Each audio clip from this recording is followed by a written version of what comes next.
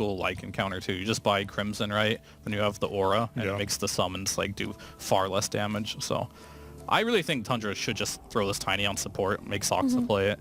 You're laning with a Lycan anyway. That's kind of the desired playstyle. Just drag waves, get him some EXP, go harass mid, and pick him as Razor here. That hero destroys Underlord, and that's exactly what they'll do. I think they could have saw this coming, but this is probably one of, if not Underlord's, worst lane matchup. How are you doing, sir? Shannon, I'm doing well, I must say. I basically, I want to say almost completely dodged jet lag, which is something you struggle with a lot, but... No, I struggle going back home. That's different. That makes even less sense. Okay. That's fine. And what can I say? So far I've been having a great time, and I'm ready to see some great Dota. So obviously these two teams are a little bit different than you might be used to seeing if you've been following them in the last year, because obviously now you've got Chrysalis running for Tundra here, as well as now Quinn standing in on the side of Falcons for Malrine. So should be interesting to see the dynamics. The panel were talking about this in particular with Quinn, with how he's going to slot in instead of Malrine with the hero pool issues. But for this game, you and I have been casting a couple of Malrine Storm games. So this individual game should not be much different for Falcons in terms of slotting in the picks. Because we're going to see a little bit of action here for the bounty rune. 4 for able to Tundra. snag it. Yeah, 4. That's a lot. A lot of gold in the pocket of Tundra to start this game. Static Link doing a decent amount to Amar, but no kill will come from it. And Chrysalis, we have yet to cast him on this team, of course. I believe we were the final ones to cast Doraccio, if I'm not mistaken. I think you're right. The great Doraccio. He's going to get... Oh, actually going to get this kill? He pops the Fairy Fire, but he will drop first blood to crit. A nice knot at the moment. Yeah, he got off to a little bit of a better start maybe than expected because of the kill they got on Chrysalis early for the Ringmaster to be a stronger laner in the first few minutes. And then he will passively get some farm here and there with a Firestorm and some Attribute Aura, and then go back to the jungle. That is a lot of burst. That's 2 procs onto the Pit of Malice as well. Enough for the kill. Did you see how much damage as the Wisdoms will be traded off? And kudos to Falcons. They lost 4 bounties, but they're still now equalizing on the gold. Seems they always find a way, as Chrysalis going to get caught again. And that is going to be the death. That is 3 deaths already. Can you believe this guy got second in TI? I was going to say, you jinxed the ever-living shit out of him as Soxa under the tier 1. Surrounded by 4 members of Falcons. Gets the toss back, but he actually dodges the Pit of Malice as well. Nice pathing here. And finds his way to the south near the Tormentor, who is yet to spawn, of course, into the tree line. Is he actually going to get away here? The juke. The jukes. Yeah, they're not going to bother even chasing. He's not working. Oh, he might even get a backstab here. Absolutely. Soxa coming in. Nice avalanche onto 2. BZM coming from the north as well. Ice Path will be the death of Soxa, but he sets this up beautifully. Both Snake King and Amar drop to the deck. Double kill for BZM, and he's able to TP out. Why are his teammates not tipping him? That was a mega play from Soxa, dodging the 4-man gank. Especially in America, placing a ward. Tipping is mandatory here. Out very good against Lycan once you get 6 slotted Cinderin. Yeah. Because no Quelling Blade anymore. You have to go Battle Fury for that. That's right. I think that's a great point to make, minute 9:30. I mean, to be fair, the games that we cast tend to go pretty late. So. Yeah. Or there tend to be hour-long pauses. Either way, I'm happy. Soxa initiated on. Skeeter gets off his Wrath of Nature as well. And Soxa inside the Sprout will fall. Snake King racking up the kills here. Doesn't want to give it to any core heroes, of course. Kills minute 13. What are they doing? Why don't they fight all the time? It's also the way in which they apply pressure. A lot of the times seems to be... You're not really pressuring the enemy heroes very much. You're just pushing out waves a lot and making them defend, but you're not doing hero damage, so to speak. As I say that, they will find crit, though. He gets inside of his box, but that sets up the Avatos and eventual right clicks from 33. Actually staying alive quite a bit longer than expected. Gets off the whip, but eventually will be found in the tree line. Only had a bike there. True. Unicycle... Yeah. Man, that thing sounds really broken, actually. And a tricycle is 3. Yeah. So what would you call a unicycle? If you call it a bike and a trike, what do you call the one with 1 wheel? I feel like I can't say that on air. So I just won't do it. All right. Thanks for the question, Sidern. Wasn't meant to be bait. Quinn, Well, Avatost up and dead. BZM finds the damage. Amar and company still want to fight, apparently. BZM taking the brunt of the damage, gets off the ice path, but he gets another kill to his name. The Wheel of Wonder going to be completely avoided. Just look away in shame, and you're fine. 2 dead for Falcons as they are getting run down now. Crystallis with the static link. Crit is dead. That's number 3. Toss back Amar. Big and juicy, no longer. Pinata for you. Whatever the hell that means. Triple kill for BZM. 4 dead for Falcons, and they get nothing in return. As Soxa will be rewarded with a shard. Not the most useful for support, Tiny, but he'll take it. So what you're saying is usually they feel like Malrena's more expendable. He's yes. Like, you know what? Yes. Whatever. But Quinn. That's right. Good Tormentor timing. Uh-oh. Avalanche finds him. Toss not going to be there, but the damage still comes through. Sunray from the other side. Down goes Amar. And 33 with another kill to his name. He's got the helm of the Overlord now. And that was against a Crimson Guard for Amar as well. So you can just see how much physical damage output the side of Tundra have. As Quinn, they're going to try to get a collateral kill here onto the mid-Razor Crystallis. He will fall. How much will it cost them? Nothing. So a great pickoff for Falcons. Finally showing a little... 13 minutes, and then that spike just happened. They got 4 kills and then the Tormentor.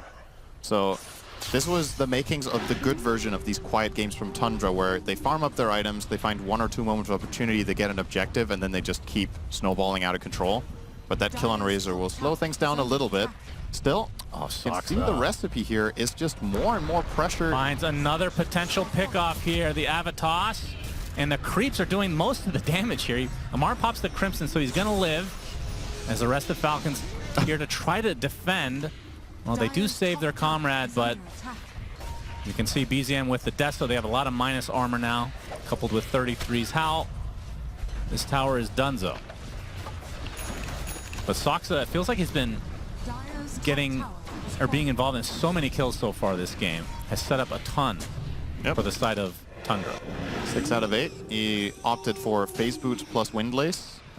This is not very uncommon for Tiny, but there are definitely games where you keep the brown boots and get a faster blink, or perhaps sometimes we even see Tranks. I think that's the rarer one. But obviously, if you do go phase, you really want some sort of payoff. Oh, big zip. Well, on to Soxa. Remember, this is a support hero. How long will it take? Ice Path connects. Crystallis comes here, though. The Avalanche toss onto Quinn. He's very low on mana. They get the kill they came for, but it might cost Quinn his life. Indeed, it does, along with Snake King. But Crystallis on the other side gets taken out by Amar. So 2 for 2 as the fight continues. Amar with the attempted TP will be fine. No more stuns to come around for the side of Tundra as Crit gets crit by BZM. So 3 for 2. Favor Tundra still. Took a long time. This is a very good game to become a true third carry rather than empowering. Yeah, it feels like if you're off to a great start, why bother? Yeah, just you could do that third, fourth item somewhere down the line. So Harpoon will be it. He will complete the full item soon. At least it's this quick buy. Then Crit is found by Soxa. Toss back into everyone, but the Wheel of Wonder is used to try to get away. Crit. He's going to put himself inside the box. Will live as a result. Soxa, wrong place, wrong time. So good rotation here from Falcons.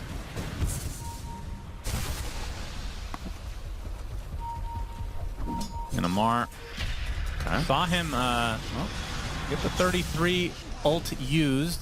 Do they want to use this to their advantages? Quinn very low on mana, and they obviously know this. And the Age is still online for the likes of BZM. Perhaps a pressure of the tier 2 tower to come. Or they could also... The waves, it's going to be Plasma Fields, TA with traps. It's going to keep things as much as possible on the dire half of the map. Nice path, nice connection from Snay there. Yep, and the knife will slow him from Crit, even Macro Pyre used. Soxa seems to be the choice of kill every time for Falcons. He was 100 short. He just wanted that 1 extra creep. Greedy get boy. The dagger, but well, he'll get it eventually. They're really killing, and that means on the side of Tundra, the gold just keeps going up and up. And as much as I've talked about Prophet being an incredible hero, this is probably the plan B type of game. Usually in good Prophet games, you're kind of crushing it in the first 20 minutes. You're winning your lane, you're snowballing plays around the map. Now that that hasn't happened, Are you already playing for level 25? Is that where we're at? True. It is kind of tough to see Skitter with confidence just enter a fight against these heroes. They're very, very strong right now. And this is going against, I mean, Tundra, I just realized they only have 1 stun. Yeah. That's why Soxa has been involved in everything. They've been able to TP out as long as Soxa is not there. As Quinn, nice double ice path onto 2. Down goes Soxa again. Again, BZM able to get out of dodge, still has the Aegis, so Falcons will play it safe here. Now Soxa is further away from Blink than he was a minute ago, because he was 100 gold away, and then they will have the information behind as to whether a defense is being mounted, or perhaps you can catch someone and turn that into the tower pickoff. But didn't happen. Now Quinn. Whoa, that is going to be a big kill for BZM and company.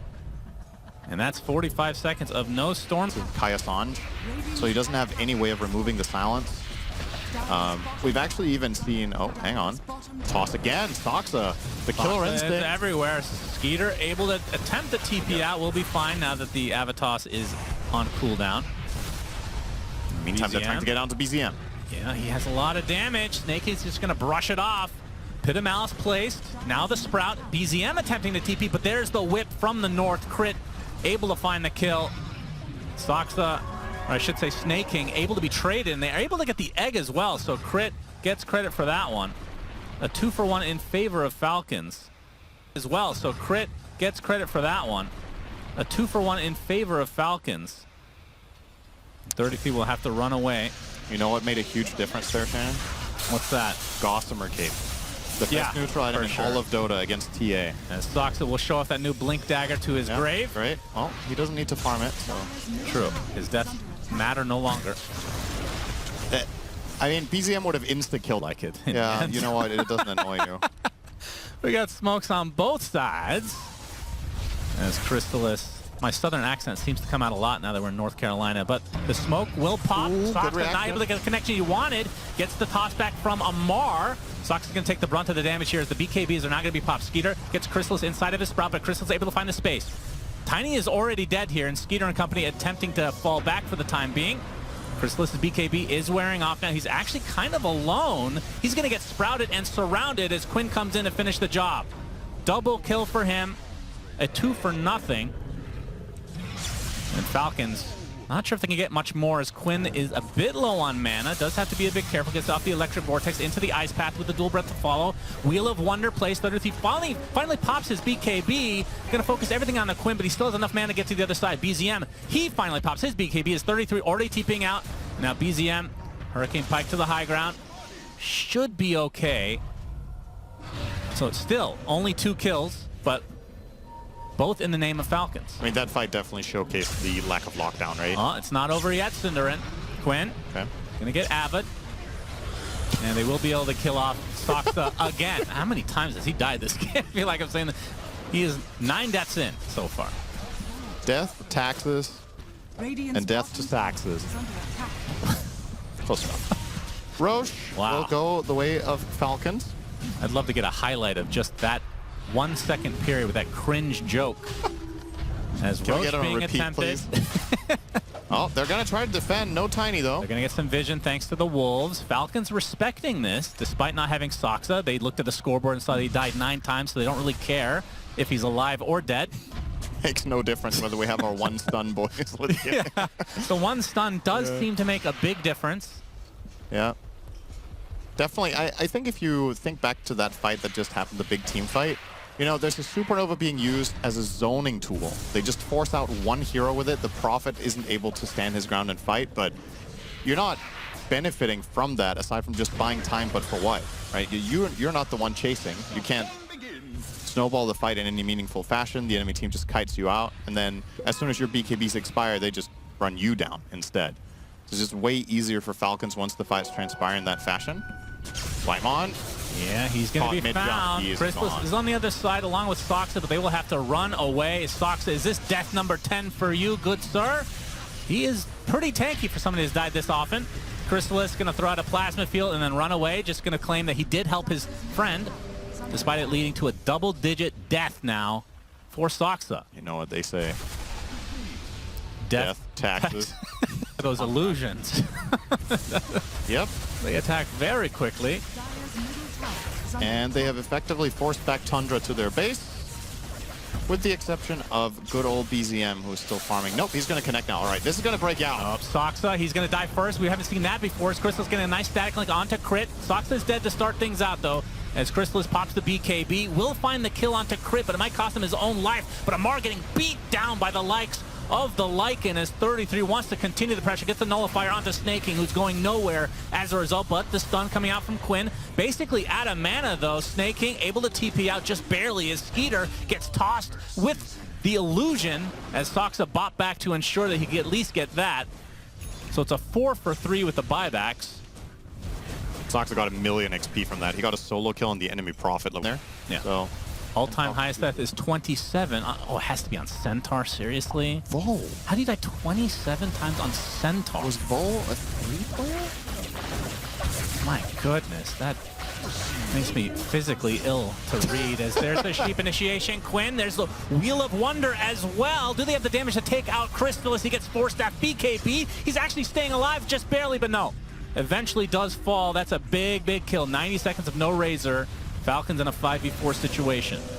Tried their best to keep him alive with the Sunray to enable the Satanic, but passing it over to Snaking's Jakiro, who has Ags, by the way, so 2 insanely powerful macro buyers. Wow. Could be interesting. Doesn't have the mana for it right now, though. They cost 500 a pop, and the Shard costs 200, so... Big zip. Instant Hex as well as Whitemon. Gonna be greeted by the gate as Amar actually commits to it. There's the Sunray placed with the egg. I think they have the right clicks to take it out. Indeed they do, as Amar will TP out right in front of their fountain because they don't have a freaking stun to work with. 33 inside of the Sprout has to get away with the Ogre Steel Totem, and just in the blink of an eye, that is a full set of racks in favor of Falcons. And of course the Aegis, plenty of time to work with as these tree ants are beating the shit out of your base. It's like... It's funny how many games have I seen this now? I still get surprised how much damage they do. It's unbelievable. Because it's criminal. It's like, how is this still in the game? Yeah. It's like, I can't believe it. Well, that's 2 lanes. Yes, it is. Zip on in. Soxa, one more death for the road, potentially. Indeed, that is the case. Macropyre with the Agneset that you talked about. Going to force out the BKB from Crystallis, who just has to walk away. And with another BKB down, Falcons, they can probably just continue here if they want. Yep. They got the trees, so just need something to tank up those towers. Keep getting to work. Now, the 5v4 situation with Aegis and Refresher on your side, obviously that was not expended in the fight, so if Snake wants zip on to... in again. Wheel of Wonder is being placed. 33 is going to look away. He's fine. So not able to get the Wombo combo, if you will, as BZM, his BKB is forced out, so the cores for Tundra lacking in the magic immunity. And the tier 2 tower looks to be next so that the Megas can come for the Falcon side. They're going to go through backdoor protection as well. Shapeshift from 33. This is the last stand potentially of this game number 1 for Tundra. Quinn, Ogre Steel Totem, will be able to zip on down to the low ground as Amar getting cleaned up by 33, but the box will save him. Now 33's BKB is running out. He's inside the Sprout. The Wolf will likely die as a result. Ogre Steel Totem's not enough. Spotlight is placed, doing a whole lot of nothing, as BZM inside that Sprout is going to get hexed again, as the rest of his team will follow suit to their grave. And one more egg to be consumed by Falcons as they will take game number 1. Damn, that's got to feel very unsatisfying, in particular for BZM. He had an insane early game. They got 4 bounty runes. Maybe they were just going to go against it. Darkseer has always been historically pretty decent, but I don't think he does anything versus the... Quinn's looking puzzled. The offlane. I mean, Pango is the other pick that could be pretty cool here. Oh, with Diffusal? Yeah. I guess what they're talking about is, would anti-mage slow down their game too much? Because when you're playing against, like, when you're playing with Darkseers, you hit a really strong mid-game timing off of the first aura item, and you want to group up early. Anti-mage just inherently changes your game plan, and that's something they don't want to do. Yeah, they're definitely having the discussion. That's why it's taking a while. It's like, we know it's a good pick, but is it going to ruin the way we play? They decide it will, so they're going to run Kunkka into the mid lane here against whatever aspect of life I don't think we have anything under control in general. No. Not just in casting, but also in what we do with the rest of our time. And in pickleball specifically. Yes. Very Great bad control there. synergy. Yeah. That's good. As we have game number 2 underway, Tundra versus Falcons. Falcons, of course, took game number 1 in this 2-game series for the group stage. If I'm not mistaken, these are the first 2 games for these teams in this group stage. So wanting to get off to a good start. And obviously, Falcons versus Tundra is a headliner in and of itself. And if you're Tundra, you definitely want to split this. Yeah, you're making some pretty big adjustments after the last game, right? 33 was like, Soxa, you died too much. You're going to be playing the tankiest 4 position in all of Dota, Medusa. So now surely you cannot die 12 times again. Well, all right. hold my beer. You want to do these exact 4 heroes in the same lane looks extremely weird. Yeah. But these are new times. You BZM. have not been playing enough pubs, Cinder. I guess so. Well, I'm not counting pub games in that equation. 33's in big trouble. He's going to get blood grenadiered and deaded. Snake King takes it. So good start for Falcons. Although last game it was Tundra getting off to the better start. Weird seeing Amar play Darkseer. That's true. He's definitely played it before, but not his prototypical, or not signature at least. As Soxa, death number 1 for you. Indeed. He's on the board. All right, sit over 5, Shannon. We're 2 minutes in. This does not bode well for you. Of course, we didn't bet anything. What do you mean it doesn't bode well for me?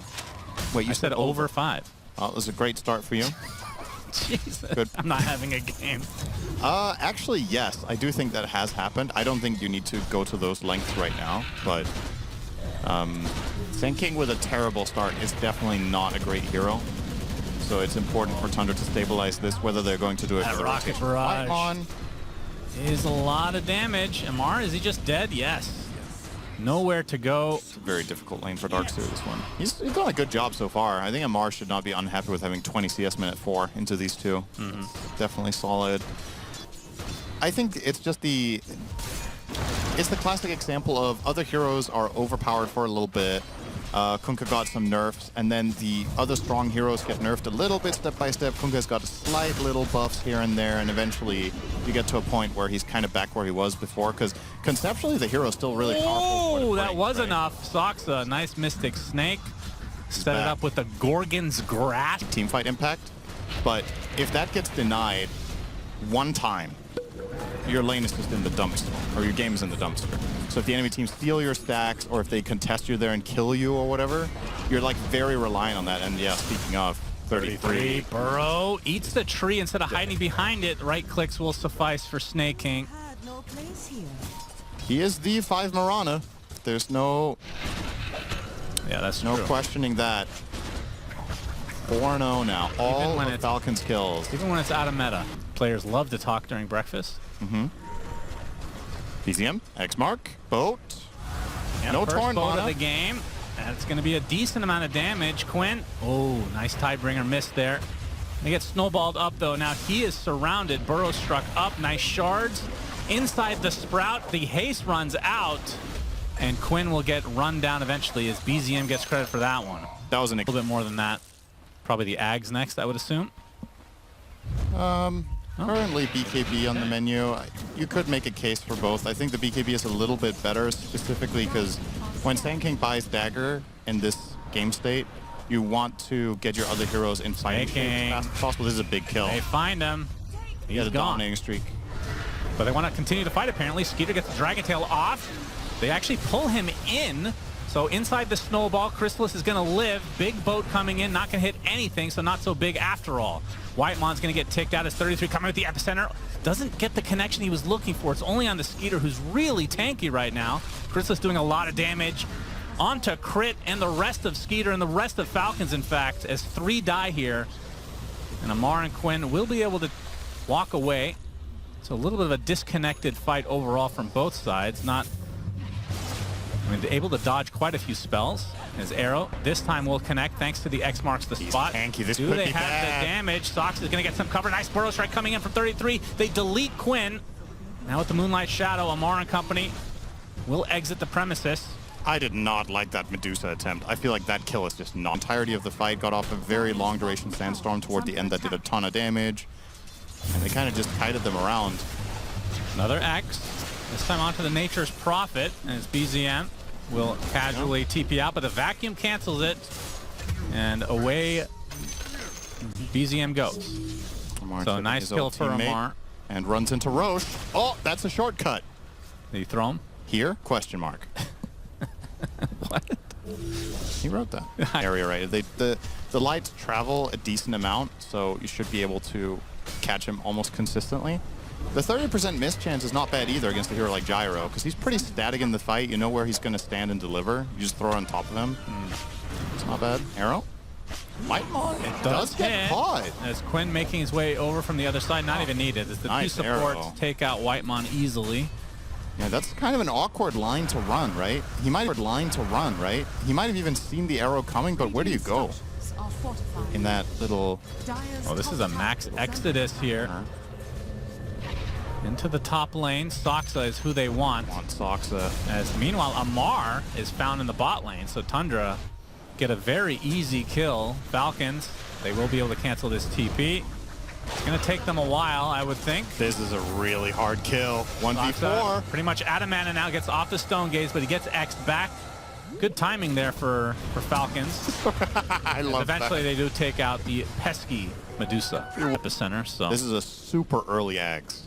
yeah, I don't think I've seen one this early. 19 Second item. minutes. Super early as well. I mean, it's not super early, but it's a pretty early Roche. 19 minutes. Skeeter will immediately expend his Aegis. Oh, Great boy. use. Nope, never mind. Gets Boxed boxed. up. Yeah. Just like Meteor the Hammer's food you had coming last for him. night, It boxed up to clips go. him. Great one, Cinder and Vac Wall. But not a whole lot of follow-up. Chrysalis does pop the BKB, and Skeeter somehow lives. He's no longer in Dragon form, though. Soxa going to get X and Arrow, but pops the Stone Gaze to avoid any further initiation. He's going to get knifed in the back as Skeeter comes in with the Dragon Tail. He's just going to get punched in the air. Kind of wants to use his Aegis, it feels like, but he could just hold on to that if he really wants. Chrysalis from the high ground doing a decent amount of damage to the Illusion. As Whitemon and company looking to re-aggress. There's one dead already. That's the Ringmaster. 33 showing off that Aghanim Scepter. Not enough to kill off Snake King, but he does find him in the tree line. So double kill for 33. And Torrent actually does find one, as a connection from Whitemon onto his teammate will lead to another kill, and this one onto Quinn, so the more important of the three. Honestly, the drinking buddies of Whitemon in this game is combo breaking. Yeah, it's super hard very on these X-Mark plays. Kunkka days back with the one-shot crits. Those were exciting. Hard to balance, though. I don't even know how crazy good that would be in modern Dota. That's fair. His BZM, he's going to get opened up on there, putting everything on top of him. Kill. Well worth. Definitely didn't need a lot of it, but they'll claim the kill nonetheless. 45 seconds. Yeah, nice little touch there. Yeah. What's the name of the side gunner? Sam. He's a Johnny to me. Quinn. Oh, nice Burrow Strike onto 2. Call down coming as well. Down goes Quinn. Snake King able to leap away.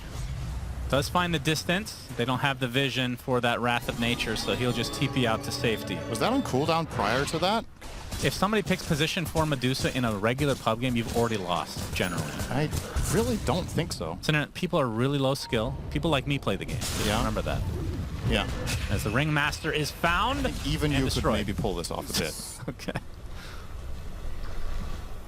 You need to think of it this way. Medusa is very forgiving if you mess up your positioning because of how tanky. No, I understand. It's more about it being greedy as a support. Like as a 3 as a support. Like as a 3, I can totally get that.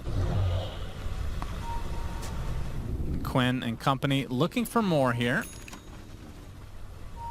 Radiant are The scan comes out, not able to hit. Although choosing a 4v5 opening on Deuce. Arrow's gonna hit. Stone Gaze is available once he's unstunned, but there's a Burrow Strike onto 4 heroes. The call down to follow, and guess who's still alive? Soxa. Crimson Guard is not gonna keep you alive this time. Quinn will be the 3rd casualty. Another Burrow Strike for the road. 4 dead for Falcons. And again, they opened up onto Soxa. It's just muscle memory after game 1, playing against Soxa's Tiny. Lateral. Dusa is absolutely off the table. You cannot open on Soxa a 3rd or a 4th time and expect a different outcome now. Having 2 supports, one has a save, one is invincible. Quinn will take the brunt of the damage. Nice ice shards blocking him in, isolating from everyone else. And that is the death of Quinn again. Falcons, they still want to fight though. Is Skeeter going in? Nice arrow. Oh, Gets wait, what pushed to the happened? high ground. That is the death of Gyro now. So it's a 1-for-1, but the Burrow Strike into the epicenter. 33 doing tons of damage. The box is going to keep Crit alive a little bit longer. Pops the Essence Ring as well as Skeeter is going to get snowballed onto the north side of this fight. Spotlight doing a little bit there for Crit, but for the Falcon side, they still lose their third, make it 4. So despite that, that was a weird interaction. It was like a Force Staff plus the Drinking Buddies somehow ends up on the high ground. I think BZM killed Crystallis, actually. I'm looking through all the inventory. Not much in that role.